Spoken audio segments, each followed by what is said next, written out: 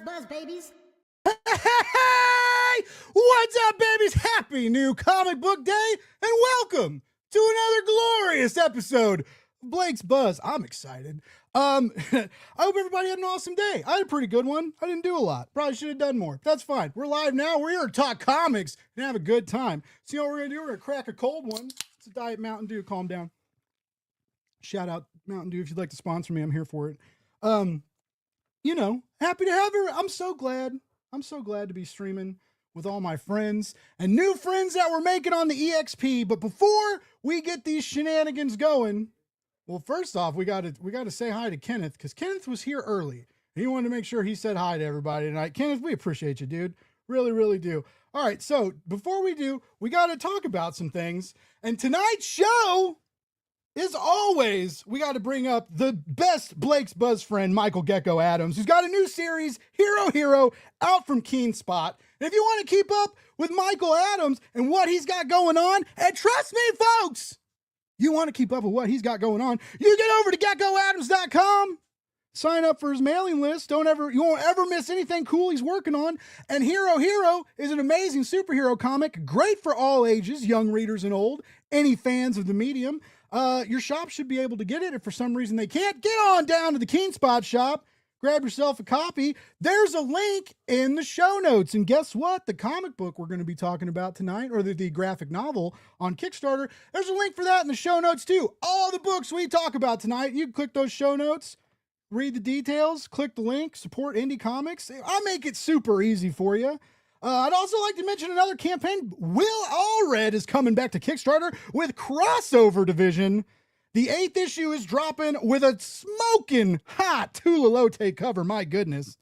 Hank and Hector are coming up against Sherlock Holmes in this issue, but it won't be your normal literary romp on Baker Street. No, this one's going to be big. And we need you to sign up for the pre-launch page. So get over there.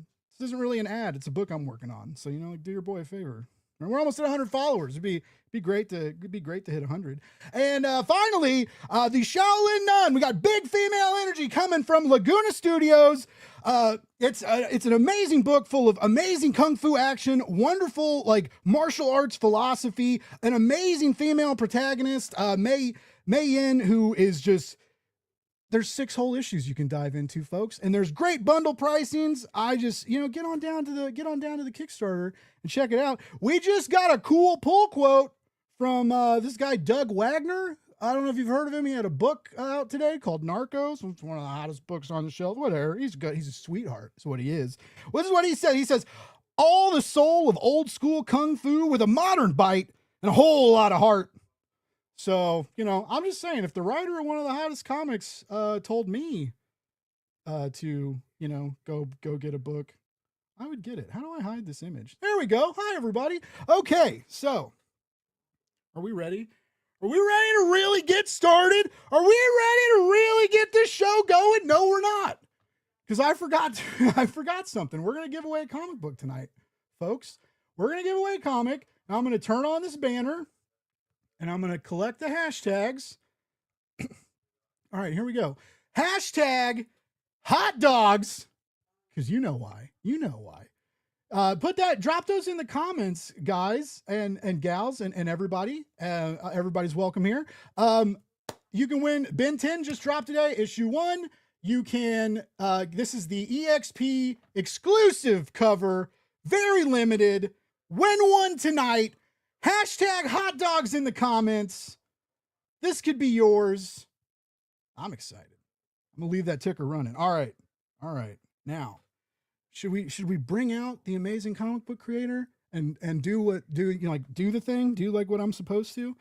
I feel like we should. Here we go. We've got an award-winning illustrator who won the 2020 Joe Shuster Gene Day Award for self-publishing, and they're here to talk about a new horror original graphic novel on Kickstarter called The Wormhole Club Tragedy. Let's bring her out. It's Becka! Woo! Hello. What is up? Chill out back there. How's it going? I'm doing great. How are you? I'm doing so well. It's so wonderful to have you on the show. Comics is the smallest world, right? And I know Dirk from Source Point Press. We used to actually kind of work together from my old job, but Oh, cool. I saw him post and I was like, this art looks familiar. And I pulled it up and I was like, oh, Gehenna. I was like, I backed this like way back in the day. And it was a really dope, like graphic novel. And so I'm going to be that asshole, Becca. I apologize. We talk about it all the time. And it's like, oh, I didn't know you had a Kickstarter going and you only have a few days. But there's even, we always joke that it's like a family member or a friend who's like, oh, but it's, even the informed podcasters and Kickstarter moguls. I don't even know what I am. I run a lot of Kickstarter campaigns. I'm not a mogul. But whatever. I missed this, and I'm so glad Dirk put it on my radar, and this this came together in typical Blake's Buzz fashion, like a cluster F. It's too early to say the F word. We'll wait a little bit. By the way, Beck, I told you, I forgot to tell you in the green room. You can say whatever you want. Live how you want to live, play how you want to play, dance how you want to dance. I don't know why I always throw the Addams Family lyrics in when I give the speech. It's a new thing I've been doing, and I usually do it in the green room. You all got a taste of that just right here. Anyways, I'm glad you're here, Becca. Long story. That was a long-winded interview. You'll find out that I'm a long-winded individual, but I like to talk. That's why I have a microphone in a show. It's cool. It's cool. No worries. Happy to be here. Thank you for having me. Very so I love having amazing indie comic writers. And I'm not gonna lie, Becca, we this is another thing we were just talking about. Is I was like, I have a lot of white dudes on the show, and it's just, and I try and switch it up, but I mean, as you know, you're in the industry, and a lot of comics come out from a lot of white dudes, so it's just like, yeah. Thank you for assisting my demographic and making Blake's Buzz more diverse. I appreciate you. I don't really care. I love it, but you're here because you have an amazing comic, and that's But a long story short, I like. Please, female creators, like reach out or reply to my emails. I'd love to have you on the show. Like it's just it's so tricky. I ran another show back in the day too, and it was just like we were getting comments like, "Hey, like it's the white guy comic hour," and I'm like, anyway, it's weird. We're trying to make changes, Like there are more women coming in the industry, but it's a dude dominated. It's a male dominated industry. I kind of like dude dominated though. Yeah. I'm a sucker for alliteration. But yeah, there's a lot of bros in the industry. So let's spin on that, because I don't get to. I mean, I've heard from creators, right? But it's and I've heard it's getting better. But right now, like, and it's very active in the comic book community on Threads. But there's the DC So White hashtag going around, and there's this like, and there's this huge like, I mean, like a couple big podcasters with big audience like pushing this campaign hard. And so it's like there's. Audiences are screaming for diversity, but it seems like sometimes the industry doesn't want to give it. So like, let me hit you with the hard question. Like what do you think about being a creator in a dude dominated industry? And it's hard enough being seen as an indie comic creator, no matter really who you are these days. Right. But to get as an award-winning illustrator, like, did you have to work harder, or like what do you think about the industry and how could it be better? I mean, okay, where do I start with this? We're gonna be here. I just gave you an essay. I apologize. No worries. There's when we talked backstage about my name, right? So I use like the one name for coloring and then the other name, the Becca, for my own work. Cause like I felt like I was getting pigeonholed as a color flatter or colorist for a while, and I'm trying to break out of that. So it's just been, for a while, it's been difficult for me to get my own foot in as an individual cartoonist, basically, in this industry, and it's really competitive too, So on one hand, I'm happy there's more women coming in. It's been better than when I started, for sure. So most of the panels I go to for sketch battles or sketch duels or whatever, it's usually like I'm like one of two women who are usually in that panel. Or just recently, actually, back at Fan Expo Vancouver, I think it was Vancouver, but at one of the shows, it was all the panelists were women, but yeah, it was really cool, you know, and it wasn't like the way we were treated, it wasn't like girl power or anything like that. We were all respected as comic book creators. So that's like many steps in the right direction, you Nice. know. Where before the first all women panel that I did, and I bombed that one horribly. There was all women, cool, but the theme was girl power. And I'm like, oh, no, like I know you guys mean well, but no, I don't want to name names or what con it happened at or whatever. But like, you know, it's just like any other industry. Like for a doctor, do you call a doctor a female doctor? Do you call any other professional a lawyer like a female lawyer? No, you just call Yeah. them a lawyer, doctor, whatever, and just you don't use the girl power stuff. They're just these are professional people, and artists are we're all professionals, right? Um, anyway, hopefully what I said made sense. But No, um, I feel you, and I've never I can totally understand that, right? Where you're like mhm, you get like a female focused, female empowered like panel, but then it's mhm, kind of like it has to be labeled like girly or feminine, right? It can't just be yeah, like a normative industry conversation. It has to be like or and yeah. so Sorry, go ahead. I would be aggravated with that. I mean, like as it's just like as a I don't know, like as a I'm a big dude, right? And so it's just like everybody's always like, oh, okay, I'm this is a bad segue because I'm doing this new thing where I eat hot dogs a lot, Yeah. and so but yeah, I'm just like as bigger people we often get there's a lot of things we get thrown into and labeled. It's not like that though, like because there's if I it's not like fat people in comics if I go to a panel, so I Mhm. but I totally I kind of get that. Or like I'm Yeah. diabetic too, so it's just like I don't know. Mhm. It's just like we get like you get like lumped into stuff with like health issues and all that. Mhm. And I but anyway, yeah. Like Yeah, yeah, I kind of and want to do a fat people and comics panel though, but it's just going to be me because I don't want to offend anybody, and it'll be like a joke. yeah. I mean, like, I am with all these amazing, talented artists, and I'm like, what am I doing here? I'm an indie comics person who draws monsters. This is back then, you know, it was like, and I'm here. Oh, you can draw it's like Sailor Moon or a female comic book character or a woman from like X-Men or something, which cool. I like X-Men. But also I'm just like, I draw creatures and stuff. You know, I've since expanded my repertoire since then. Like I still prefer horror. That's where I'm happiest at right now. But you know, it was just very limited to what we could draw. And again, intentions were well meant, but it was like we have a ways to go. But this year, I'm happy with what I'm seeing so far at Cool. conventions. Yeah. Cool. So it is like it is slowly starting to get more progressive, get better and easier for Mhm. I mean, not just, women, diverse create. I mean, like we've seen a lot. There's again, the DC So White deal is just, Mhm. as a, and I didn't really notice it. I'm not a Wednesday warrior. I Yeah. read a lot of older stuff. I do a lot of Mhm. client work. So I'm doing a lot of Kickstarter work. I don't have time to like read Mhm. all the new Wednesday comics, but I didn't, it's been like years since like DC had a comic book like led by a black character, Mhm. and possibly even a black creative team. I'm not 100% on that, but anyways, it's been crazy. And the other crazier part is that it's being ignored. So Mhm. but so at least some issues are being addressed. I don't know.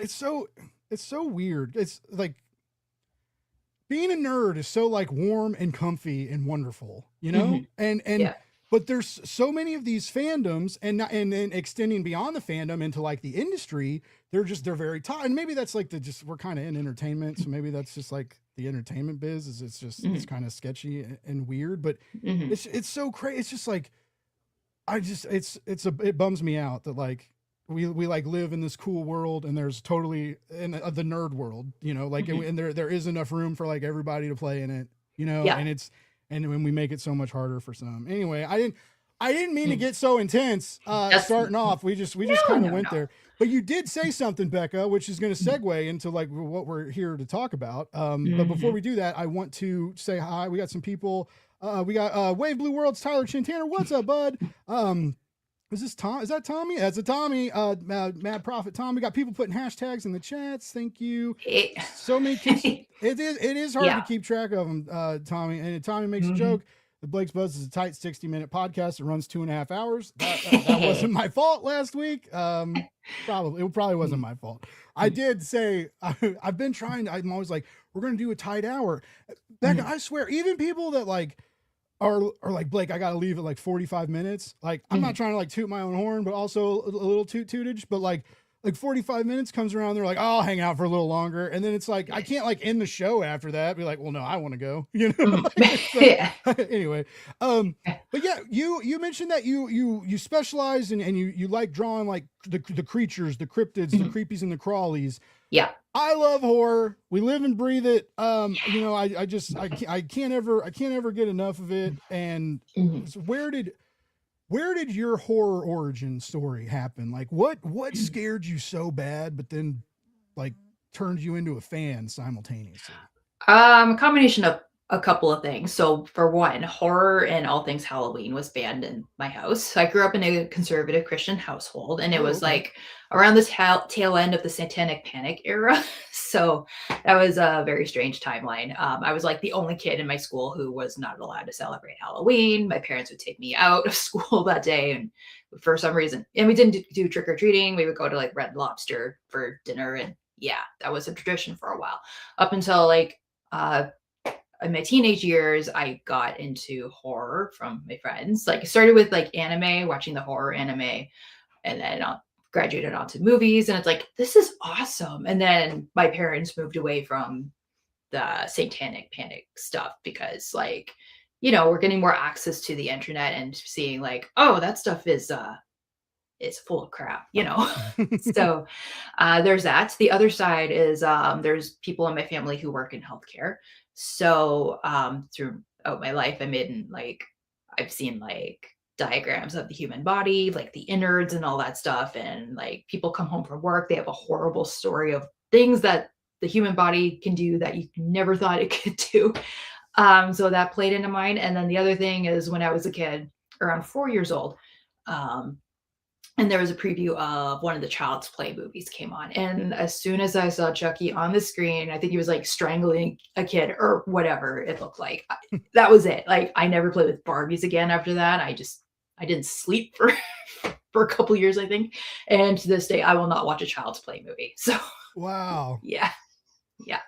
That's funny. That scared me. The dolls used to freak me out. As a kid, dolls and clowns. And my grandma was a clown for a short time, which was weird. And one day they dressed me up as a clown, which was also weird. Anyway.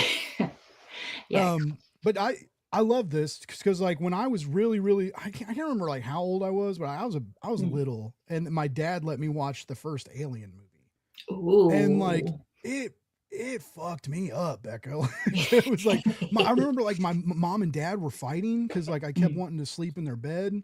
Yeah. And my mom was like, you let him watch this damn movie. Da, da, da.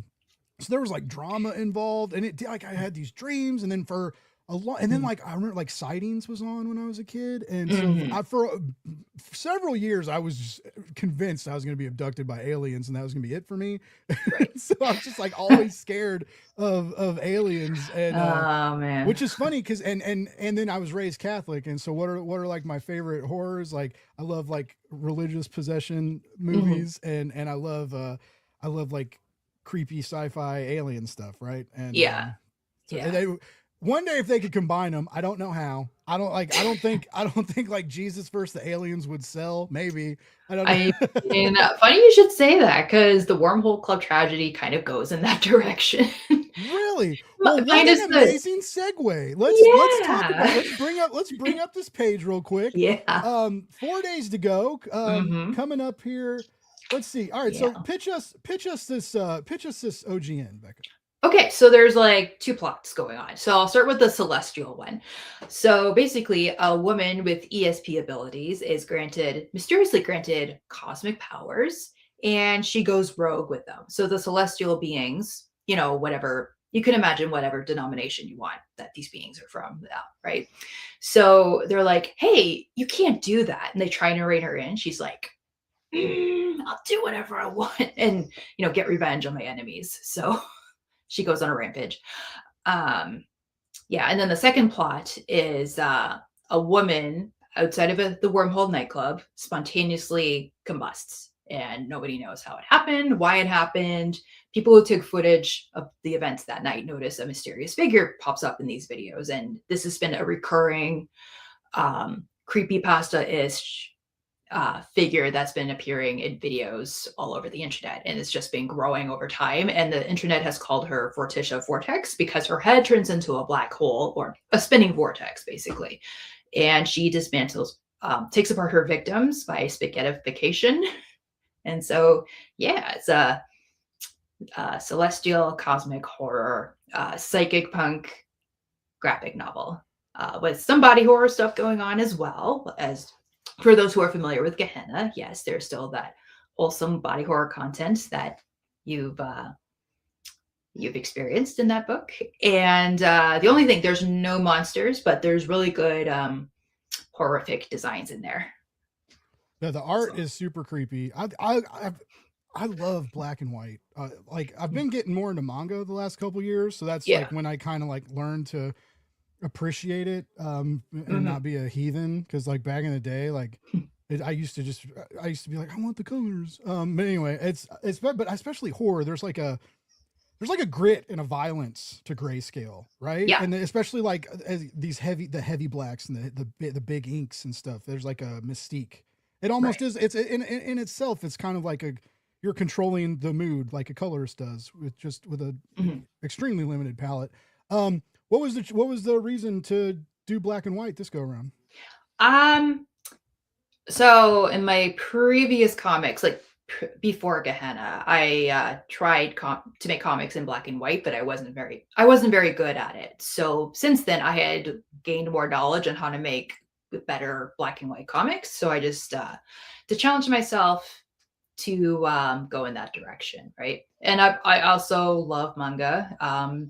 I'm also a big fan of Junji Ito comics, and recently I've gotten into PTSD horror. PTSD radio. Oh God. Yes. It's so terrifying. It is. It is. I have not read volume 3 yet. I read volume 1. Okay. I'm sorry to interrupt you, but I read volume 1, like in the dark with like one of those neck lights that you like read with. Yeah. And so like I had these little lights on in the dark reading it. Right. And then just like, just in a very dark room, and then like reading like all the images of like the hair and like the liquid, like the rivers of hair and some, and it was just like all the darkness around me kind of felt like it was moving and flowing, and it kind of tripped me out. Might have been stoned. I'm not gonna lie. But it was just, it legit bothered me. Like I don't usually get creeped out reading like that. And it really did. And then a few months went by and I read volume 2. And it also bothered me, and I still have not. Maybe I'll read volume. Maybe I'll finally break it out in October. But it's just like I'm almost scared of it, Becca. I'm like, I want to read it, but I'm like, I got to be in the right mood. I mean, this book has terrifying hair and stuff. Like where Gehenna was more creatures and monsters style kind of body horror. Like The Thing beats like Scooby-Doo Goes to Hell, except no dog, no Mystery Machine, etc. This one goes in the direction of like John Carpenter meets The Ring, or like more like PTSD radio style of horror, so some psychological horror in there, as well as like you'll get some celestial stuff and some space stuff, but it's more solar system based cosmic horror. Oh wow, this is intense. Thank you. I love your art. I loved it in Gehenna, and it's just seeing it like, I don't know, I see you in it, but it's different. It has, well, I mean, that was what, 5 years ago, 6 years ago, 20? It was nearly 5 years ago. Yeah. So a lot, when I launched this Kickstarter, like I knew it'd be tougher now. Like it's gotten more competitive, the landscape for sure. And like, it's obviously not COVID anymore, right? So back, when everyone was inside, what do we do with the money we can't spend? Okay, let's just, spend it online, right? So, now with launching this one post-COVID, it's like, oh, it's very different now. Okay. So it's so weird. And social media is weird now too, right? It's everything's just, it used to, we still reminisce like back in the day when you could like, if you had a decent Twitter following and you could be like, hey, check out this book, and post a link, and people would click on it. Yeah. And then like, Yeah. and it's just like, that does not happen anymore. Like Yeah. on any platform, it's weird. Mhm. What are you having luck with? Like pushing this out, like either like, are you dropping reels? Do you have a good mailing list or Patreon or something? Like what? How are you doing? Okay, so my mistake with the campaign, I did not have a mailing list. I hate them. I hate newsletters. I'm just like, no, I don't want to do it. After this, I'm like, oh, I guess maybe. But if I do, I won't spam people. Like, it's only if there's an important update or something. I mainly use socials, like um so like during COVID, there's still a good community from the live streaming days, and I'm considering going back to live streaming like at least once a week or something, because people like to watch people draw, right? Mm-hmm. So that's where I'm planning to expand next, to incorporate with the social media I have currently. So I have an active following, like on Facebook, and then some Instagram has gotten better. Where Gehenna, it was terrible. My Instagram, Okay. it was like shockingly disappointing. That was my memory of that. But since then, like they didn't have link stickers back then for stories. Yeah. And then after I launched it, then they're like, hey, there's these link stickers. So this campaign, it's worked a little bit better, but it's still like not as good. Unless if you have like an insane following on there, but that'd be the only way you'd get like traction for. Yeah. Yeah. Instagram. I don't understand Instagram. I like to cook. Yeah. I post pictures of food. Yeah. It's fun. I get a lot, like it's I end up getting engagement, but it's Yeah. like Yeah. but then I'll Yeah. post something, I'll be like, hey, I'm running this campaign, check out the Yeah. Shaolin Nun, and Yeah. it's crickets.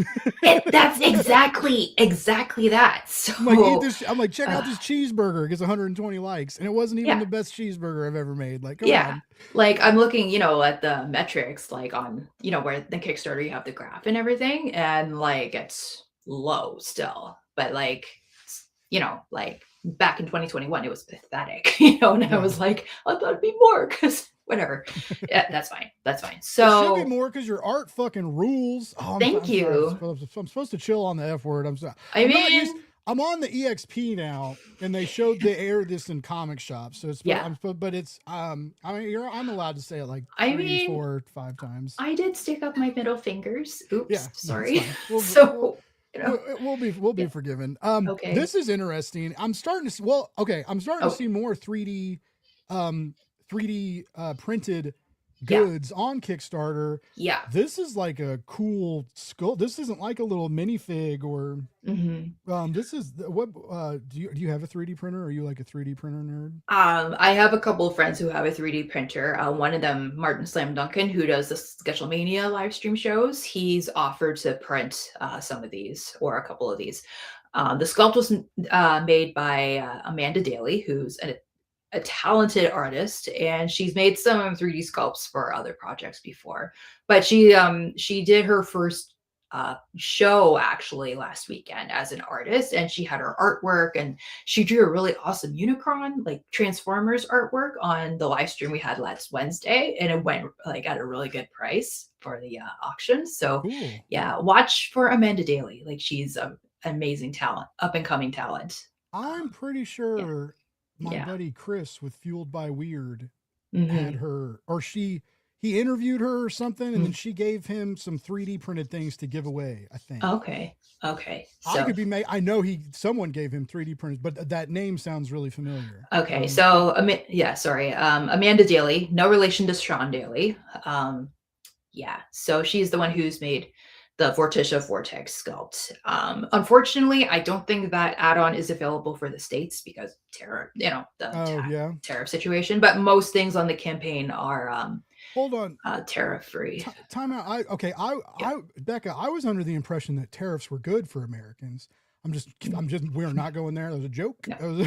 I mean, I didn't mean to go there for politics or whatever. I just an FYI with the shipping stuff, but most things fall under the duty-free, tariff-free category. I've seen a couple Canadian creators mention, like, posts recently, like on Facebook, like people are considering not shipping to the States anymore just because it's not worth it. Yeah. I've ran stateside campaigns for creators that Mhm. are having. It's just you just have to charge so much for it now, and Mhm. now there's like, printing's more expensive, and so like I mean, Yeah. you start doing like hardcovers and cool stuff on Kickstarter, and it starts adding Mhm. up, and then Yeah. if you do international shipping, you really gotta it's almost painful what you got to charge people. Yeah. And so yeah, there's a lot of discussion on whether or not to continue with international shipping, but Yeah. it's Yes.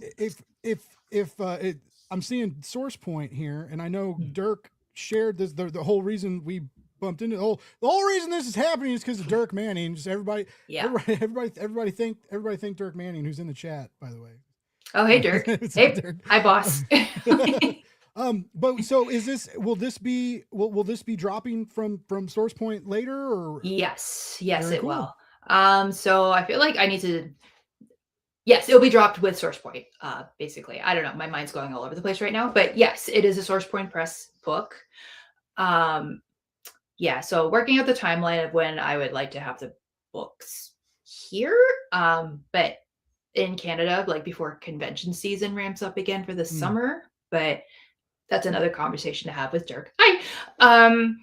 Yeah. So that's exciting. So Dirk, you can basically, hop in the chat. We can yeah. do this live. We can get a inside look at the unknowns. Yeah. So basically, there's a worldwide distribution deal. That's very exciting. So the Cool. Wormhole Club Tragedy will be available in comic book shops all over the place, all over the world. So that's Well, that doesn't sound like yeah. much of a tragedy at all. No, definitely not. That's so cool. I'm so happy for you. And then did I see when I was googling some stuff about you before the show, and did you re-release Gehenna with like a or some did it get like a re-release on Kickstarter or something? Oh, that was the one that you got. That was the second edition. That was I got the Yeah. re-release. Oh, okay. Yeah, Okay. yeah, that was after I won the Schuster Award, and I was like, "Oh," because like, I had very few copies left when that happened, so I'm like, "Okay, I need more books," and make a big deal out of, the win, right? Like, so, I used to yeah. drink back then, so apologies. There was Yeah, a no lot of I worries. backed a lot of Kickstarter campaigns that like I didn't remember. Yeah. Thank you for your support, by the way, No, it was for that I campaign. remember maybe that might have been why. Yeah. Maybe it was the award.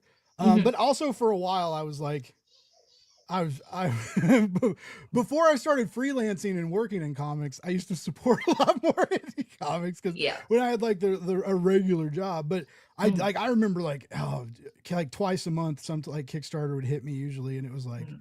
I Mhm. remember it was like a car payment sometimes, and I was like, I gotta calm down. But I'm a super Oh. backer. You can't take that away from me. Yay. um, let's see. I agree. What I've seen, it looks phenomenal. The art and Mhm. I already know you got your storytelling is great. Like so, I Thank feel you. like this is like I love like the cosmic and weird. Is your Mhm. horror always kind of? Do you always like to kind of take it outside of the planet, like Oh, yeah. like kind of like take it far away from us? Yeah, yeah. It always like sci-fi tends to creep in with my horror, but I love the genre. I love looking at space things and seeing like what's out there. And it's been a fascination of mine since I was a kid, but it's gotten more that way as an adult. And I love like looking up things like aliens and stuff. Like it's, not, just for fun, just for fun. I even got a telescope in the house, like I like to use. So yeah. Um, that seems to be like an ongoing aspect of my work. But I'm like, yeah, since it's happening, let's just roll with it. Oh The yeah, I sci-fi like that. things.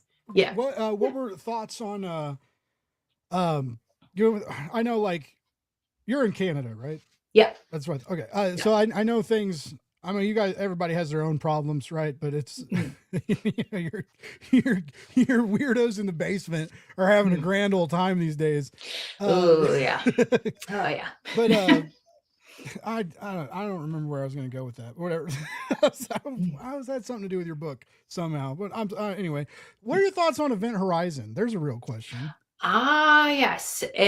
Yes. I like Event Horizon. I actually did a commission for somebody for an Event Horizon Ooh. sketch cover for the comic book that came out last year. That was fun. Um, yeah, I wish there was another cut available that led, I don't know, I think it got destroyed or something, but it had like even gorier stuff in it that they had to cut out in the movie. I didn't know that. Yeah, look it up. There's another edition. I don't know if it's around anymore, but yeah, they cut out a lot of material to keep. Whoa. Yeah, yeah, and some of the images are like really gnarly. So do you like the movie? Are you a fan of the movie? Like, Yeah. okay. Yeah. Sorry, I wasn't clear about that. Yeah. Well, yeah. Some people call it like, they're like, oh, it's the best B movie, and I'm like, it's more than a B movie, like to me. But that was like the first time that like religious horror and sci-fi horror like combined for me, and it's I would almost argue I don't know if it's been done as well since. I mean, it's not like I've seen every horror movie ever, but anyways. But it was very, very important to me. But I mean, a lot of people dog on it. They're like, it's a joke, it's funny, and it's like, no, it freaked me out. Like, it's me. Like, if anything with the movie, like it's a misunderstood gem. Like for watching the movie, first time seeing it, I'm like, it feels like there was something missing, and then finding out the information about the stuff that was cut out, that I'm like, that's what's missing. But it's not a bad movie at all. Really, like, yeah, it holds up. I picked up the 4K anniversary edition and watched it like a few months ago, and it's like it's still pretty. It's still and it's like, it's funny, like some of the stuff that uses like the practical effects now, like even when you watch it in like 4K and you can like really see the errors and stuff, and it's but then like these new like however many $1 million like special, and I love big superhero movies, I love big Marvel movies and stuff, but it's just like, I think our TVs and displays are too nice. I think we've like ruined ourselves by making like media technology too good, because it's you can't like hide anything. It's akin to doing a graphic novel in black and white. Right. It's you can't hide anything. Like, you have to know how to draw. You can't let a colorist can't touch you up. You got it's there, and it's raw, and it's in the open, and everybody can see it. And I just I love these, like, I always want like a new monitor or a new display, but then you get it and you like watch a movie on it and you're like, oh. Yeah, I don't like watching stuff in 4K all the time, or like the clearest thing, because as you say, like some of the tricks they use in the movies, like especially older ones, you can see like some fish wire or something in there. I'm like, I don't want to see that. Why wouldn't they like digitally edit it out before they released it or whatever? But but yeah, Event Horizon, that was cool. And I think it's cool that it's begun to have its own cult following, and enough so that like comic book was released last year. And now it got a new mini series. They seem to keep running with that. I heard I swear, when HBO Go or whatever it was called when it launched, I swear they were in their little like press release thing, or their like back when they used to do like E3 stuff all the time, and you could like watch the streaming conferences at home. Like, I remember like watching it, and maybe I made this up, but like, I swear they mentioned like an Event Horizon series, and that was like one of the things like HBO was gonna do, and I was running around freaking out about it, and then we ended up getting a comic series. So now I'm actually thinking maybe I just got my news confused, and maybe I just made this up, but that's fine. It's my show, Becca, so I can provide false information as long as I apologize for it afterwards. You can always correct the information, But Dirk says the hell scene. Oh, I could see that. Yeah. Also, like all the footage from the previous crew, like I feel like there was a lot of stuff, like, because we only got like snippets of that, like in like fractions of, like clipped. Just milliseconds sometimes, and like frazzled like VHS static and stuff. So I mean, I bet there's a lot of footage of just that, like the dude holding his eyeballs, being like talking in Latin. Oh yeah. Yeah. But I know if you look up the stills like on Google Images, for I think you can find some of the footage that was cut. Like, it's really like some good body horror stuff in there, and like artistically done too. So yeah, I love good body horror, and that's one thing I feel like. That's one thing saving us from like the overly digitized and overly produced, like big horror movies and stuff, is body horror. Cause you can't digitize it. It has to be like goopy and runny and gross, you can't like, we can't really replicate that with CGI yet, which I'm happy. So just, it seems like, you know, they're always so messy and weird. How do you bring that into art? Because you're pretty good at that. You're pretty good about making things like, you can do like messy, gross, weird. And it's like, but you know, the page is dry, right? It's a dry page, but sometimes it looks like bloody and damp and gross, and you're like scared to touch it. Like, I mean, how do you think of like texture and stuff when you draw? But myself as an artist, I think of myself as a messy artist. I love splattery effects and stuff like that. And I use a lot of movies as visual references as well, and try to recreate the effects on the page. Sometimes it takes a little revamping to get the desired effect, but then afterward, as soon as I stop using the 4-letter words in my head, then it's like, okay, great, I got what I wanted, and then I'm happy with it. Then it's a complete page. And I also look up lots of image references of like actual, you know, the human body and in various parts of it, either in decay or in, what's the word I'm looking for? In some form of damage somehow. Like there's like one scene in there I had to look up like how do I say it? Just like a dislocated shoulder or a limb or something, to like, what does that actually look like? Oh yeah. Yeah. And then like what would it look like if a certain body part was cut in a way, you know, how would the blood Is that look? stuff easy to find, or do you have to like Google it? Because Oh yeah, I like Google it. sometimes I look for stuff and I Google it, and then I'm like, you have to kind of get clever in your phrasing for it to like pick up something you need. Yeah. But is it pretty easy to be like sideways arm, or you know, like or like a specific cut? You can find that pretty easy. Yeah, just know what you're looking for, and I always take out like minus AI, minus prompts, just in case. And the other two, like my Google image search must be like really interesting. So it's anything from like looking up a burnt up corpse, for example, like, and that's the opening to the Wormhole Club Tragedy, you know, with the spontaneous combustion, you know, what, you know, a charred up body would look like, you know, realistically. And then I could use an image reference from like Junji Ito, but I don't want to copy his style, right? Like there's homage, and then there's like, no, I want to do my own version of this. So just seeing it, you know, from a photograph and like, you know, do my own thing with it. And then what else did I have to look up?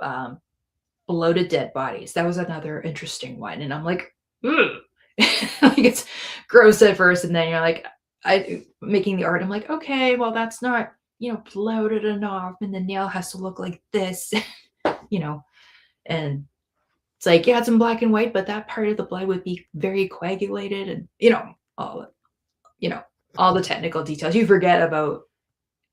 It's not being desensitized, but it's just like you get into the groove of it pretty quickly. Nice. Yeah. I like that. I've always wondered, because I mean, you do look up a lot of stuff for research. You know, you can't, you know, you can do poses and stuff with action figures and like set that up and see how the light hits it, and you know, but you can't like Ian saying lacerations, incisions, abrasions, and puncture. You know, you need to like you need to kind of see that. You said something interesting with like referencing like Junji Ito, and I'm just thinking of like, you know, referencing any kind of artist or people you're fond of or that inspire you. How do you draw that line of like letting something inspire you but not mimicking it? Like you said, you're like, I could draw it like he does, or I could draw it like Becka does. Yeah. Right. I feel like a lot of artists, even great ones, may not do that, right? And sometimes it works, you know, like, I mean, I'm not going to tell someone how to draw, but not, you know, a lot of times artistry is mimicked. Everybody wants to draw like Dan Mora right now, because Dan Mora is getting all the gigs, and he's big time, you know. You're seeing a lot more very clean, you know, art popping up like akin to what he's doing. Anyways, like how do you talk yourself down from like going that route and trying something different, you know, and because oftentimes it's going to be more rewarding, but it's going to be more work, and especially with an original graphic novel, you know, these pages take time. There's a lot of pages, stuff like so. Like, how do you convince yourself to work harder when the project needs it, I guess. Yeah, so I have this crazy obsession of like I just want to do my own thing, really. And when I was beginning to dip my toes into the comics industry, and the names I would hear a lot would be like Alan Moore and the writer, or like any other artist who worked with him. And I'm like, yeah, that's cool. I don't want to draw like that. That's not me. I want to do me, but then it's okay to do a homage piece, right? So in the campaign, actually, the image is right there.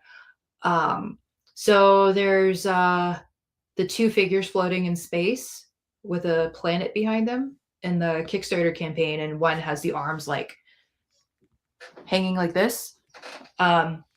So that came from a Salvador Dali painting, that basic pose, but it was a male, right? So I'm just like, yeah, I'll do a female body in there and just make it like, there's no skin or anything. It's being reconstructed, and just, and the image was also on a cross, but I'm just like, no, this person's floating. Let's just have it, it just without the cross on, behind the figure. It's looks like that she's floating in space anyway. Yeah, that one.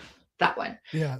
So it's so like beautiful. Like it really is beautiful, but then you look at it, like it gets like a little scarier like the longer you look at it. Just there's at first it does kind of look like it's like this kind of divine image, right? And there's like these like these like dangling nerve endings are like stressing me out. Because you could like blow on those and that would hurt really bad. Like just a little breeze would be. Anyways, I love.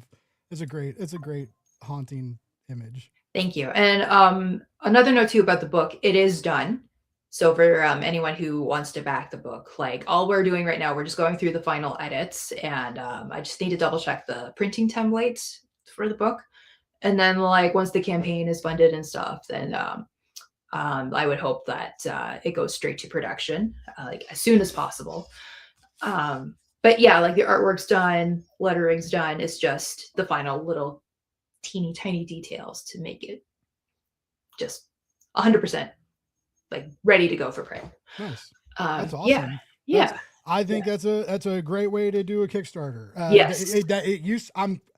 I know it's harder for some indie people. I know because art is expensive. Not everybody can draw it themselves, but it's even, Becka, even with you doing a lot of this on your own, you're still paying money for stuff, right? There's still like comics are just always expensive, but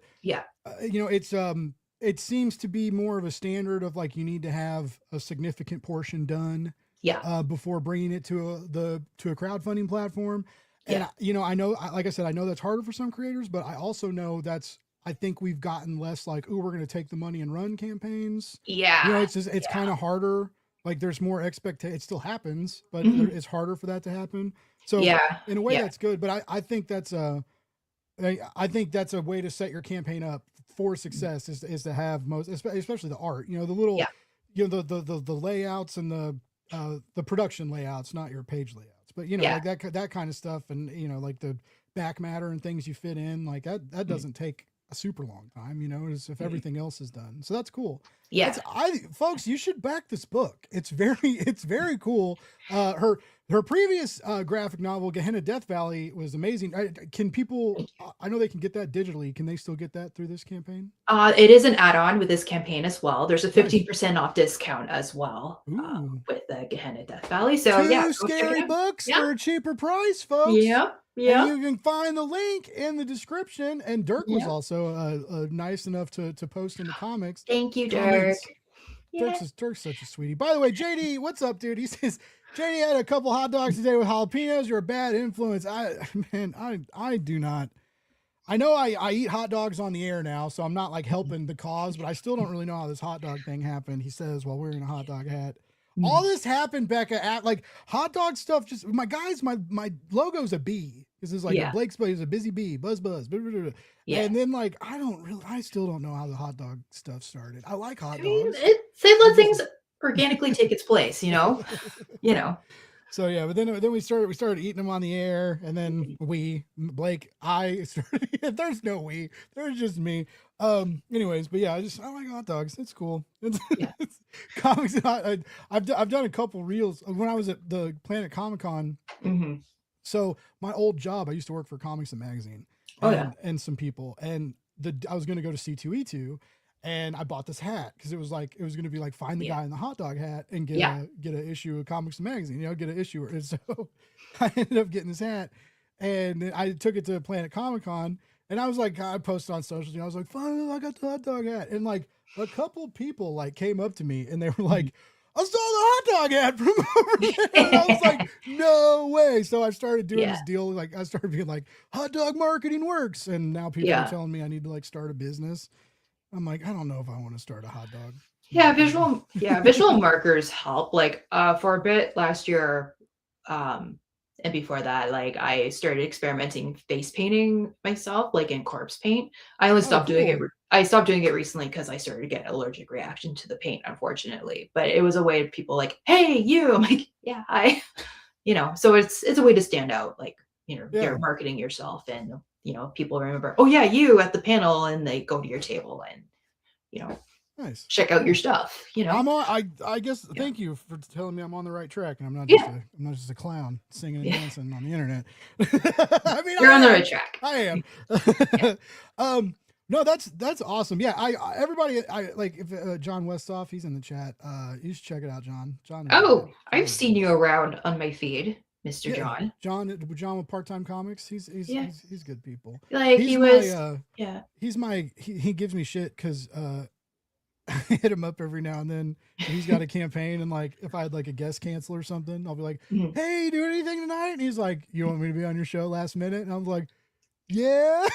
Was it the Drumstick of Doom's campaign? Yeah. Or drumstick. I probably said that totally wrong. No, yeah, drumsticks of Doom. Okay, there you go. Congrats, dude, if you're still there watching. Yeah, they just funded that for the new issues. He's in the direct market now. Oh, nice. Which you're about to be in the direct market too. Like Yep. As long as hopefully we get funded. So yeah, this become a nail biter campaign for sure. Okay, so I'm gonna say something, and I've told this to clients, and clients sometimes get mad at me because they're like, they don't get mad at me, but it's just they've been like, I know how Kickstarter works, and I'm like, okay, but everybody's struggling right now. I even heard, I haven't talked to Charlie specifically, but I even heard like Charlie Stickney's campaigns were moving, like the White Ash campaigns were going a little bit slower than he's still doing great, right? But it's just like everybody's kind of feeling it. Everybody's funding a little slower. The dead zones are even more dead. It's just it's very intense. I know, and it's super stressful, but the last few days, like you kind of start getting the jump before the 48 hours, it seems sometimes. But anyways, I'm so hopefully in the next in the next few 12 24 hours you start getting it. But you should get a big pop. Or you got okay. I'm sorry, I can't read. I thought you had 53 hours left. You have 4 days left. No. There's you still got a few days. Yeah. So I'm still like optimistic that we'll make it, and again, like I knew it would be difficult when I set this up. I just didn't think it'd be this difficult, right? But I mean, with the time period we're in right now, it is what it is. But thank you for everyone who's backed this campaign so far. Greatly appreciate it, like hardcore. I also have to give a shout out to a couple of artists who kindly contributed to the campaign, Jonathan Kuchuba and James Edward Clark. So Jonathan Kuchuba from Grotesque Comics, check them out. He's got a really cool Aeon Flux styled comic that they're about to post on their website. And James Edward Clark, you're aware of the Florida Hippopotamus Cocaine Massacre, right? Mm. Yeah. So I did the color flash for that one. But anyway, he's like, hey, do you want the pin up? Like, and I'm like, really? For the Kickstarter? He's like, yeah. So sure, thanks, dude. Thank you. So on the campaign, there's a new Comic Art Collector 5 that features the original Vorticia Vortex pinup drawn traditionally by James Edward Clark. So in the top of the campaign, there's a closer look of the painting. Yeah. This one? Yeah. That one. You can also get it as a print in the print bundle. And the print is he did color it, so she's not white, ghostly white like the original drawing, but that's available as well at an affordable price. You get 3 exclusive prints in the print bundle reward. But yeah, if you're into collecting original artwork, the comic art collector is your jam right there. And the other comic art collectors, they're all gone right now. So Hell yeah. yeah, that got selling out the art. yeah, so that got snatched up quickly. And I have one cover from the Wormhole Club Tragedy issues left for the Calgary Expo edition, but that's like in the granddaddy tier of the campaign, so we won't like go into too much detail with that. But everything else, all the comic art collector stuff is gone except for number 5. What's still available is just the book. There's just the book local pickup for people here in Ontario. There's even a retailer 5-pack deal for a discount. I'm trying to read the small print here. $80 Canadian, or about 56 or 58 USD for a pack of $5, and you get the digital edition as well. And yeah, nice. I think that's cool of you to include so many people bail on the retailer pack. And I mean, sometimes they don't sell. If they don't sell, you don't have to mess with it. But if they do sell, the book's in a shop, and if they like you, they might order another 5 books on your next campaign, right? I've talked to people about this, and then also you can do stuff with like secret tiers now too, to like. There is a secret tier. Oh, I forgot to mention that. If anyone tonight backs the campaign, I'll send you the link to the secret tier for $60 Canadian. So that's nice. Yeah. You get a commission with your book and PDF. Ooh, yeah. I remind people continuously that if you like original art, you should pay more attention to Kickstarter.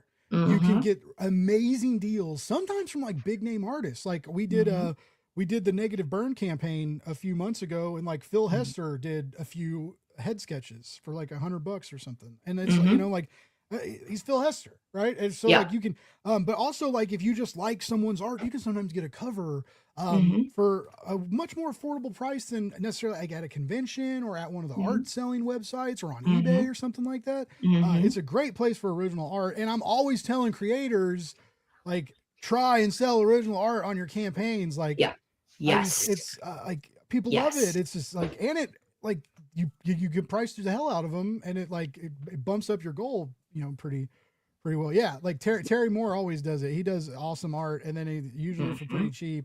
And then, but I mean, anyway.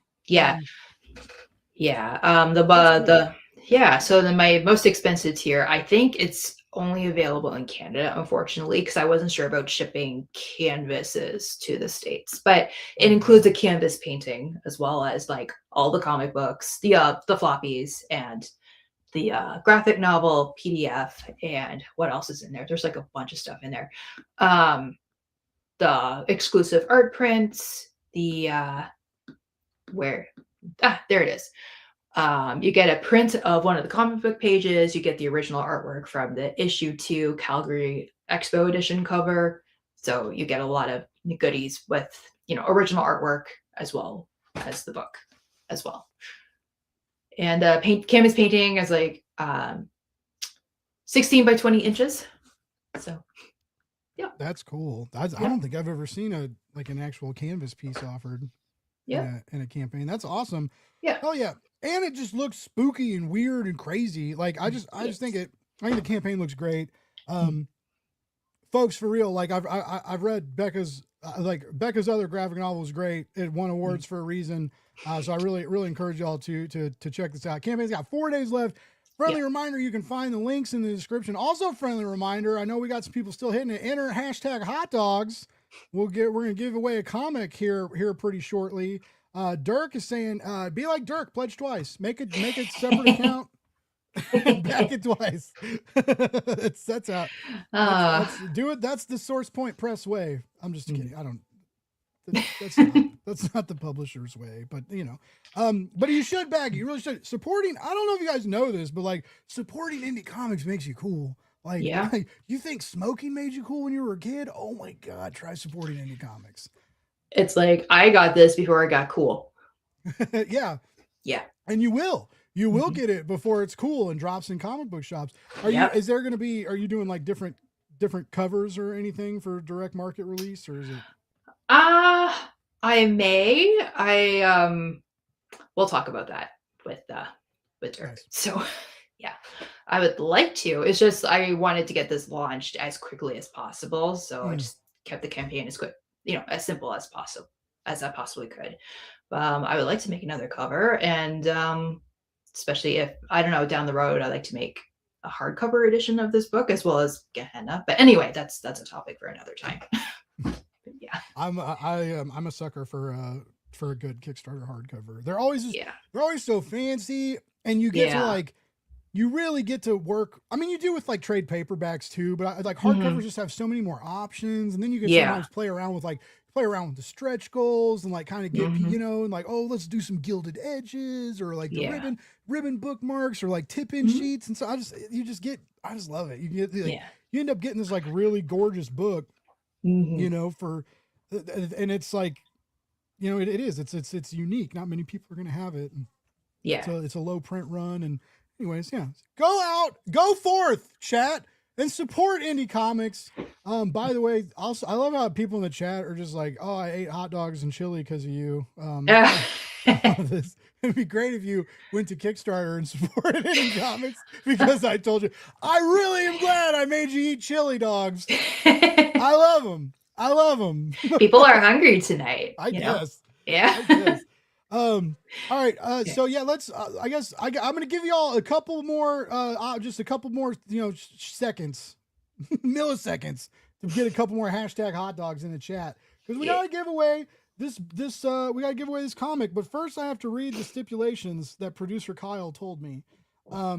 If you win the book, you have to pay $25.99 for shipping. That's a joke. This is what he told me. I'm sorry. You don't have to pay for shipping. We'll ship it to you for free. It's a giveaway.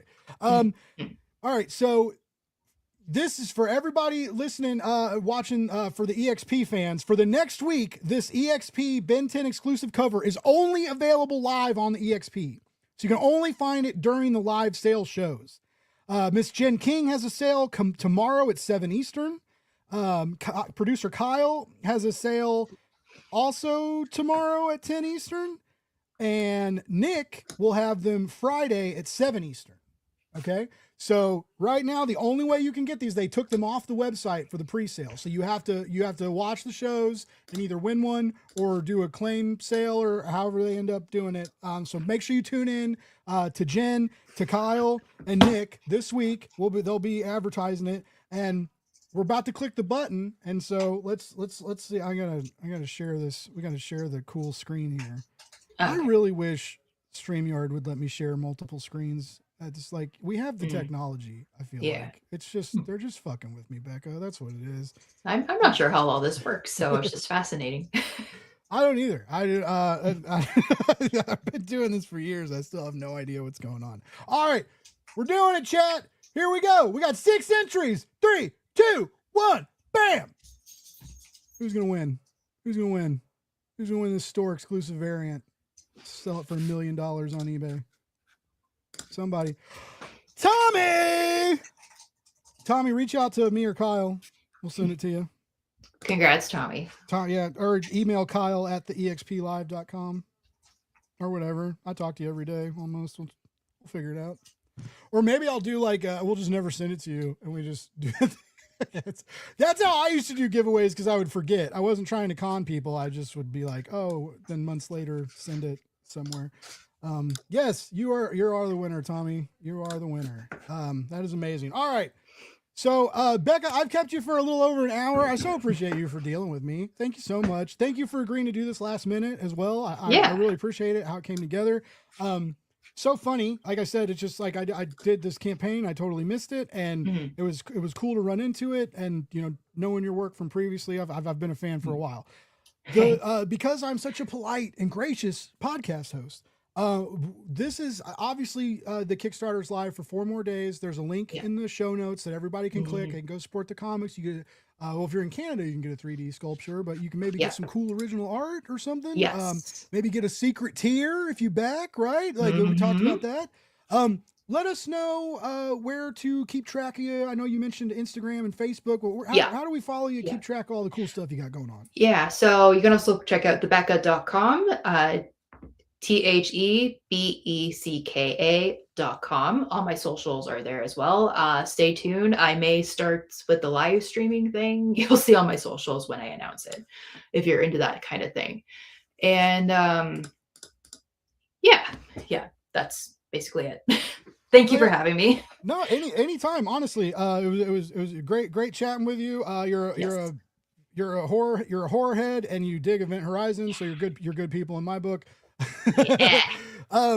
I hope I know these ends of the campaigns are stressful, but I hope it goes well for you. It's a great, that's awesome. I thought you had a mask. You just had it in front of you. I was like, that is cool. Yeah. That is. Oh, before we go, you mentioned something about like the bodies in the hospital that you would like look like. Did you worked in a hospital? No. There's a couple of family members who work in healthcare. Okay, so they would like, you would like grill them on like what happened at work, and then you would like draw it in a notebook. Not draw it. It was just the stories they have would just stick with me, and then I look it up later, and then it would somehow creep into my stories. So nice. Yeah, and I have to write in such a way where it's like, yeah, that didn't happen at all. No, because confidentiality reasons, right? But I have to be careful with that.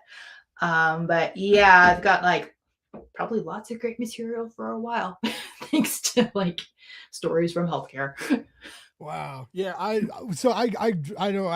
I'm trying to wrap it up. I do this every time, Becka. I'm That's like, what I know. let's have a show. Oh wait, let's have 5 more conversations. Well, I really got into the pit like everybody else, and I really, really liked it. But I like to watch things when I eat dinner or whatever, right? So like I'll be working, and I'll cook dinner and I'll get everything ready and I'll queue up a show and eat dinner. And I have a pretty tough stomach. Like I can watch like horror movies and stuff and eat, and it usually doesn't mess with me. Yeah, there were a couple moments in the pit where they're like doing these medical procedures, and it looks like they're doing it live to a real person. Yeah. And I was like I got to put the burrito down. Like, I was like, whoa, yeah. The human body's gnarly, It's crazy. That's why I love body horror. And I love that. I love that you put that into your work in various ways. So like, I know I'm just like a random dude that you just met the first time, but I really encourage whatever happens. Like if things don't go the way that you think they are, you're really on to something there. And I really hope you continue that in your art and projects going forward. I mean, obviously if you write like a slice of life thing or something later, like that may not fit, but you're really good at it. You have a very, very strong horror voice, both narrative and visually on the page. So like, just thank you. Keep racking out bangers, just do it. I'll keep doing it. Representing the horror, Hell yeah. All right. Well, chat, everybody, thank you so much for tuning in. Congratulations to Tommy for winning this thing. I guess I can turn that off now.